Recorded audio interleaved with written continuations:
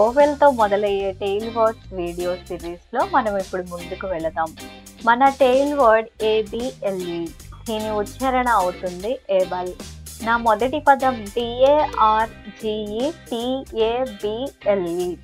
ABLE అవుతుంది able.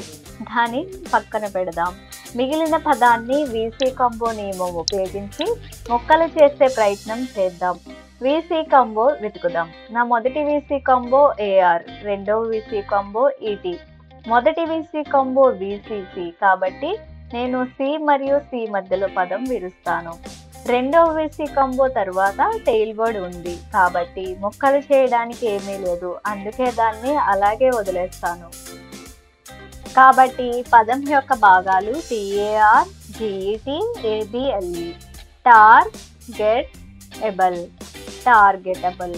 బహుశా మన పిల్లలు దీన్ని టార్గెటబుల్ అని చదవవచ్చు. టార్గెటబుల్ అని చదివితే అదేమీ పెద్ద తప్పు కాదు. మనం వారికి వారి తప్పు ఎత్తి చూపాలి మరియు ఈ పదం ఎప్పుడు వచ్చినా టార్గెటబుల్ అని చదవాలని చెప్పాలి. ఈ పదం టార్గెట్తో మొదలైంది కాబట్టి టార్గెటబుల్. తర్వాత పదం చూద్దాం. PROFTABLE. ABLE వచ్చింది. ABLE ఉచ్చారణ ఎబల్. మిగిలిన పదంలో VC కాంబో వెతుకుదాం. మొదటి VC కాంబో OF, రెండవ VC కాంబో IT, మొదటి VC కాంబో VCV అవుతుంది. కాబట్టి V మరియు C మధ్యలో పదం విరుద్దాం. రెండవ VC కాంబో తర్వాత టెయిల్ మొదలైంది కాబట్టి దాన్ని మనం అలాగే వదిలేయాలి. ఈ పదం యొక్క భాగాలు PROFITABLE. ఒకటిగా చదవాలి.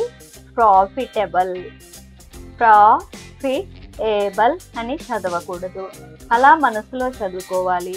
నోటితో దీనిని పలికినప్పుడు ప్రాఫిటబుల్ అని చెప్పాలి. తరువాత టెయిల్ వర్డ్ ING. ING యొక్క ఉచ్చారణ ఎప్పటికీ ఇంగ్ అవుతుంది. నా పదం SUSPECTING. VC combo వెతుకుదాం. మొదటి VC కాంబో US, రెండవ VC కాంబో EC, మొదటి VC కాంబో VCC. కాబట్టి నేను C మరియు C మధ్యలో పదం విరిచాను.